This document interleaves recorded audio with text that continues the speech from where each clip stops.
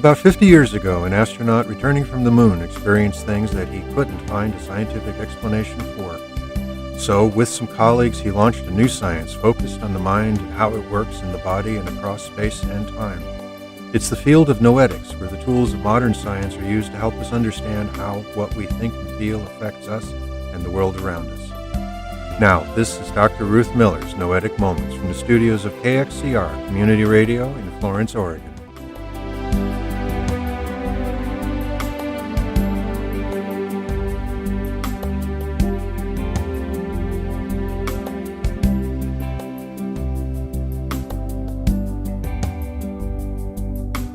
This is Noetic Moment, where we explore the field of research that discovers what consciousness is, what it does, how it works, and how our lives could be very different if we understood it better.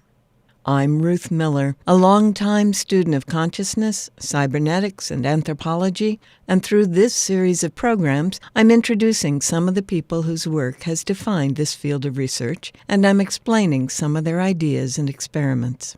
I'll also explore some relevant news items and answer questions that you send to my email address, ruth@noeticmoments.org. Noetic is spelled Noetic.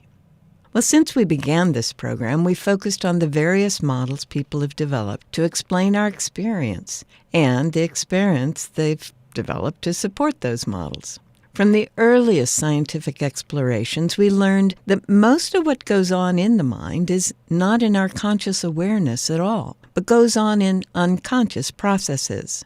From those early researchers, we learned that our minds can be thought of as having three basic aspects. What we're aware of, we'll call that our personal awareness.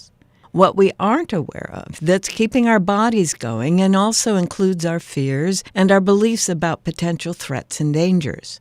We'll call that the individual subconscious. And what we aren't aware of that enlivens our beings and guides us in our actions, which we can call the individual superconscious. From later research, we learned that we can change our state of consciousness and shift which aspects of mind we are aware of and what we're capable of in the moment. And in fact, some of those early researchers encouraged us to expand our personal awareness to include as much of the subconscious and superconscious as possible.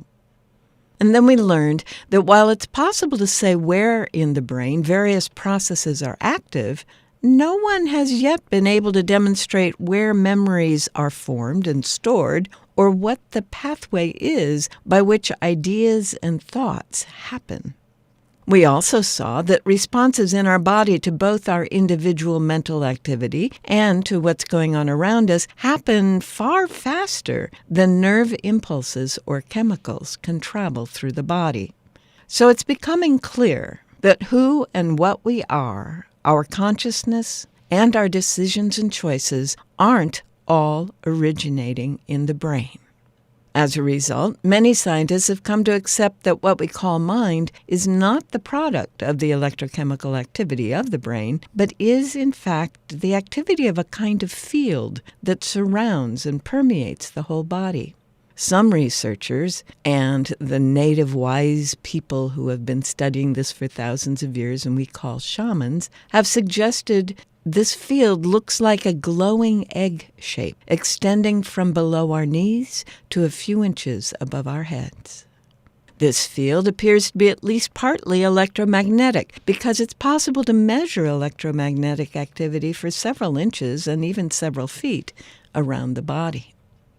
These researchers suggest that the brain is best understood as a receiver-transmitter. It receives messages from the field we're calling the mind and transmits them to the body. And it receives messages from the senses and transmits them to the rest of the body and the mind.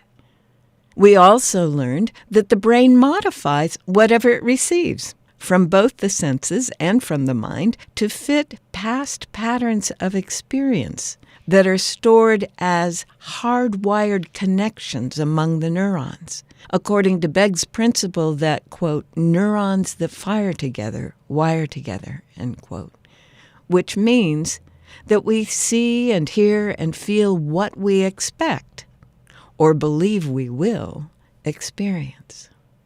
Other experiments we looked at demonstrated that what we call the individual mind continues to perceive and process for as much as several hours, even when the brain and heart are flatlined, and the person has been declared dead.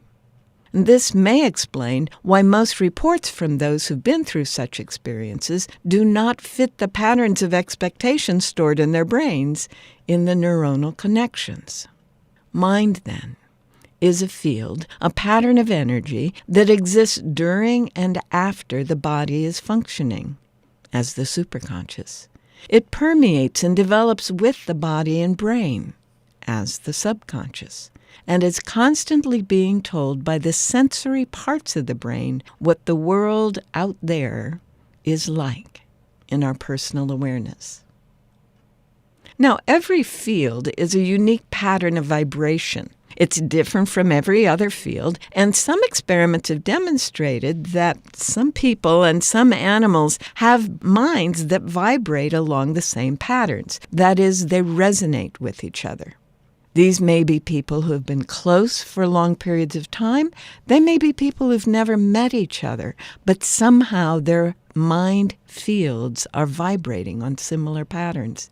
Such resonant minds are able to sense when the other is focusing attention on them or is about to come home.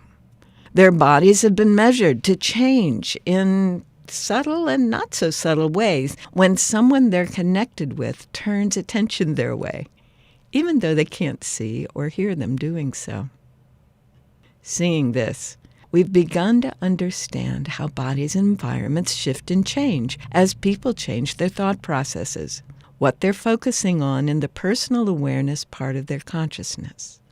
It also explains how mental or spiritual healing might work and what's called the placebo effect. That is, how the belief of a care provider in a treatment and the patient also believing it can help a patient receiving that treatment experience healing of the symptoms. We've learned that mind does affect matter. We've seen it in a number of ways over the last couple of 100 years, but particularly this past 100 years, we've seen in the famous double-slit experiments in quantum physics how the subatomic building blocks of the universe show up as energy or matter, depending on whether a mind is present to observe them. We've also seen that the collective human mind can change the readouts on random number generators in the network of computers run by the Princeton Global Consciousness Project. Now, because of the nature of fields and because of things like the Global Consciousness Project, a growing number of scientists are seeing our individual field of mind as part of a larger field, a collective consciousness, a noosphere, or a global brain.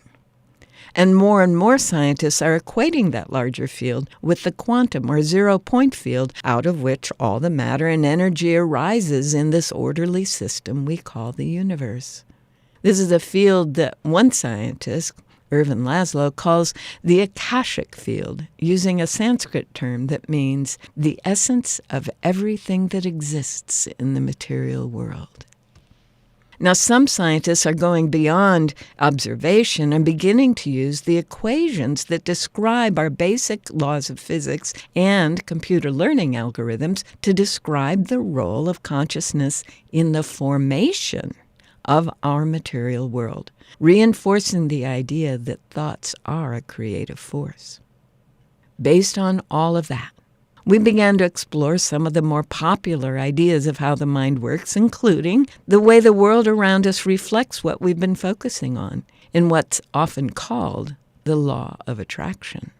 Also, the way we can access information that we can't read, hear, or see through intuition and insight in the increasingly understood process of channeling.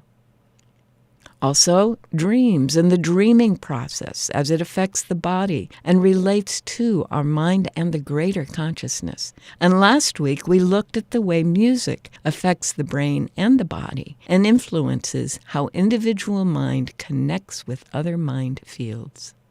You can catch up on these past shows on our website, www.noeticmoments.org, where you'll also find links to the clips, the books, and the authors that I mention. Now today, I thought we would talk about how healing happens. We mentioned that in earlier shows, we've seen things that point to the fact that it can happen regardless of the medication or the procedure being used, depending on what the mind is being and doing. I thought we'd start first with an athlete describing how she came to understand health when she went through a healing crisis. So I'm going to throw some definitions at you. Okay, the first one is health. The World Health Organization defines health as not having disease in your body. So in that instance, I was healthy. Nary a toxin was getting near this. I was obsessed with being clean and, doing all the right workouts, but I couldn't really articulate what was going on. And what I found in my work is that what I didn't have while I was healthy is I did not have any wellness. So holistic wellness is a trend that gets thrown around a lot. And it's rooted in this idea that we are a whole person, not just our bodies. So rather than putting all of the eggs into the physical basket, we start to look at our lives from the health of our environment. It looks at all of our circumstances, all of our lived experiences, and really takes those things into account to consider what we need. And I'm not saying that we're not aware that all of this is part of wellness, but I'm saying it looks a little more like this. Right? We know that these things are important, but they're like little sprinkles on top. They're not the main course. I've been working in wellness for 10 years, and I have coached hundreds of athletes, and I have seen a couple things to always be true. The first, from an athletic standpoint, is that if an athlete does not have a holistic, balanced life, their performance will fail. It's not a matter of if, it's a matter of when. It is incredibly hard to keep it together and to care about, going a little faster on the rowing machine if you are waiting to find out if your mom has made it out of surgery. If you don't have a safe home life, it's really hard to perform.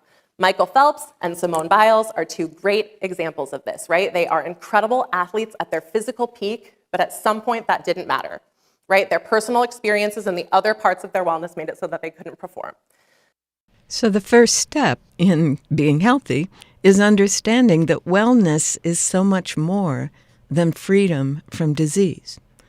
Wellness is our whole being, every aspect of our being coming into alignment.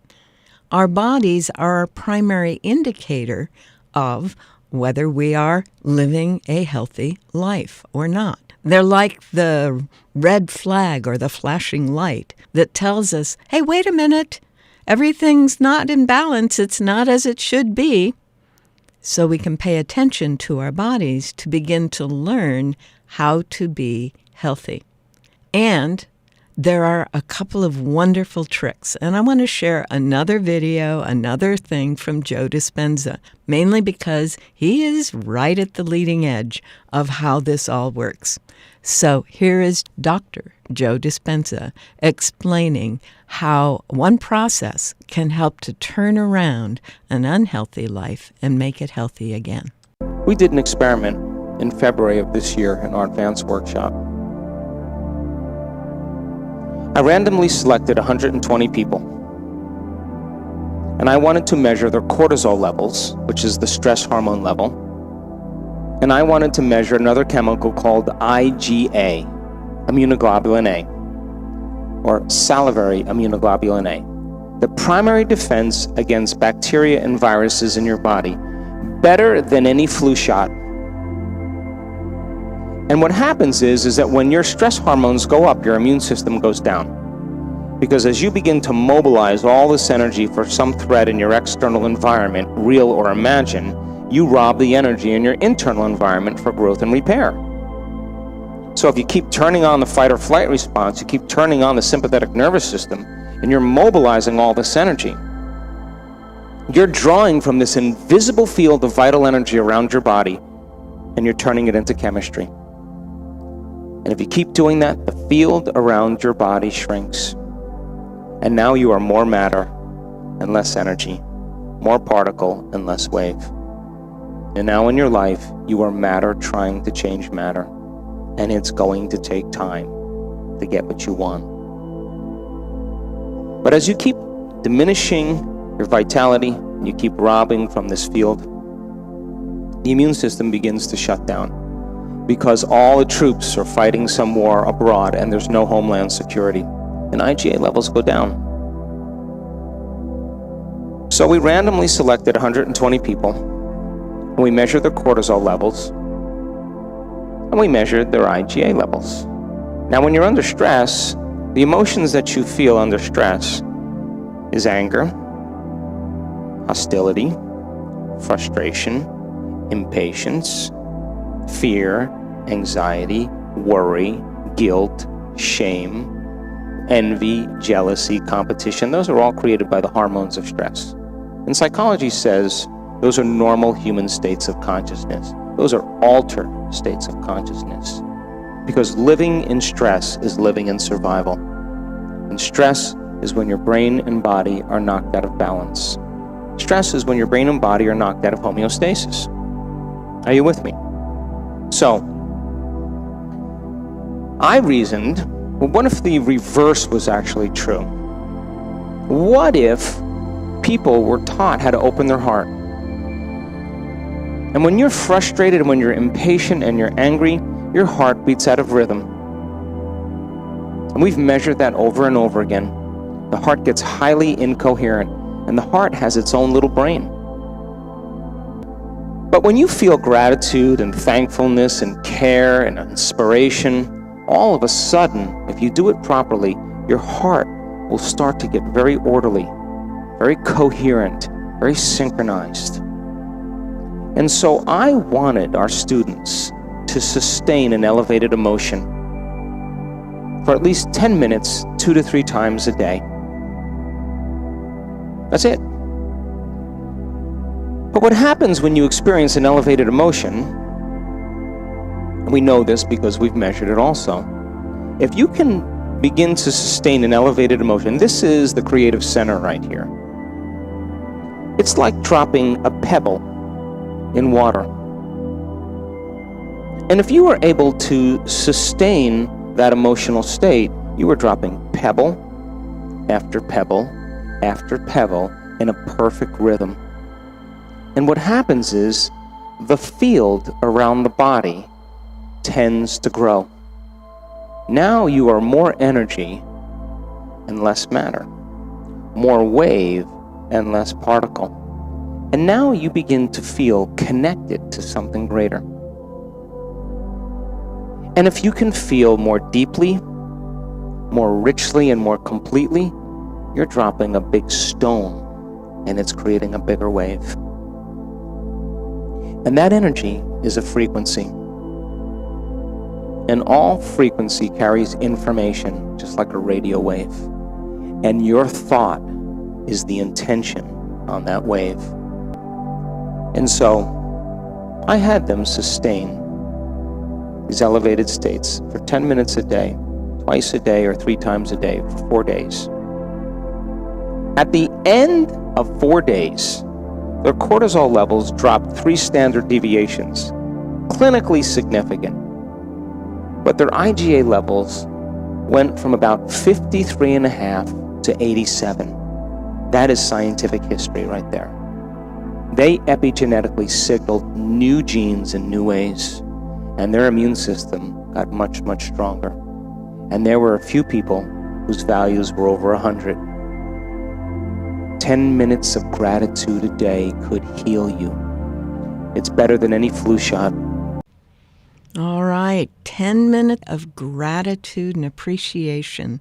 And that can be for anything. It can be for the sunshine. It can be for puppies playing. It can be for the meal on the table, the comfort of the bed. Gratitude for the infinite, all that is. Whatever you can bring your mind to wrap around is sufficient. 10 minutes, 2 or 3 times over several days to completely redo the immune system. Isn't that cool? And notice how he talked about the fact that the field around the body was where that energy that was being used to keep us in stress was coming from, and it's what was being renewed by that state of gratitude. And that field is what we've been calling the mind. It's where who we are, our consciousness, is functioning. As our hearts are filled and beating in rhythm, in gratitude and appreciation, the mind is expanded and open, and new possibilities unfold. And as we contract mind into the subconscious feelings of fear and upset and anger, then we are shutting down and not open to much at all. And you know that so from your experience, yes? So what Joe Dispenza is offering is a very simple, experimentally proven technique to help us all be healthier and happier every day.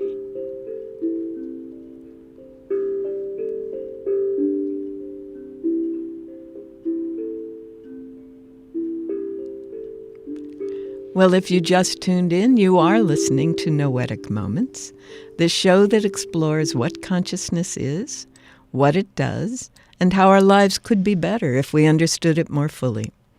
I'm Ruth Miller, and that sound tells me we need to look at what's going on in the world today and what you, the listeners, are curious about. Now, as you know, I scan a lot of different things on a day-to-day basis, and I found recently an interesting report from the University of Freiburg in Germany.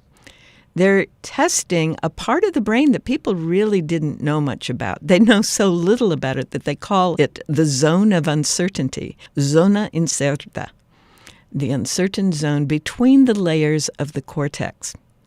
And what they discovered, what Anna Schroeder and her team discovered, is that as the person is learning, what goes on in that zone appears to be operating both directions at once, which is to say it's both forming new neuronal connections and unforming old neuronal connections. Isn't that interesting? So they're opening up new pathways. And instead of the new pathways that happen whenever any new possibility is experienced, it's also going, oh, not that, not that, not the old, not the old, not the old, new, new, new, new. So the zona incerta has now been demonstrated to be at least part of the process by which the brain begins to form the neuronal pathways that allow it to receive new information and begin to let go of old information. And this is totally relevant to what we're talking about today, because all of those habits of stress and distress that we have developed over the years in our culture are hardwired in those neuronal connections. But as we can allow ourselves to have new experience, new kind of experience, as we can allow ourselves to experience more gratitude and appreciation, for example, then those neuronal pathways are shifted. And the zona incerta seems to be where a lot of those shifts are happening. So the brain research continues, and people are beginning more and more to see how the various mechanisms work that allow us to value what is important to us and to begin to break out of habits of thought that are based on past training and experience, to begin to become truly more fully who we are. Well, that's it for today's show. The next time we get together, we'll look at more of the research being done in an attempt to understand what consciousness is, what it really does, and how we can experience our lives very differently when we use our consciousness fully. We are out of time for today, but remember, you can always continue the exploration on our website, www.noeticmoments.org, where there is a list of the titles and other resources we refer to on the show. And There is a form that you can click on to send me your comments and questions, which I will do my best to get answered the next time we're on the air. For now, thanks for joining me here on Noetic Moments, recorded in the studios of KXCR Community Radio in Florence, Oregon. And have a wonderful week.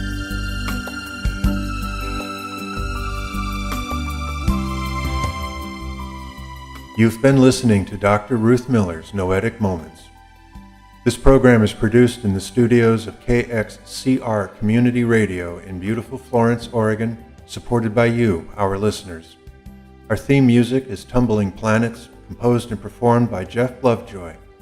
To hear this program again or learn more about Noetic Sciences, search our website, www.noeticmoments.org.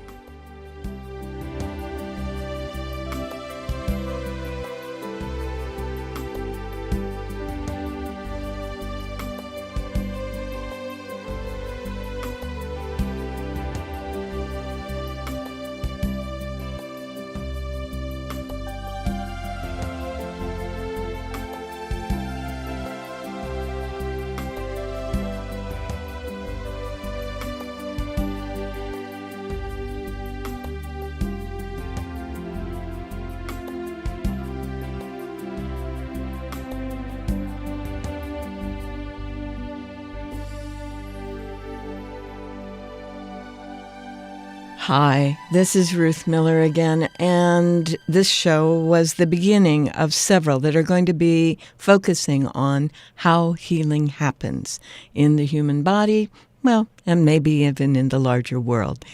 I'm going to be doing a seminar on this subject on Saturday, March 11, from 1 to 4 p.m., at the Florence Unitarian Universalist Fellowship Center in the Heceta Center at the north end of Florence, Oregon. If you're interested in this material and you would like to see the visuals that go with the audios, I hope you'll be able to join us here on Saturday, March 11, 1 p.m. to 4 p.m. at the Florence Unitarian Universalist Fellowship Center here in Florence, Oregon. I look forward to seeing you. Thanks.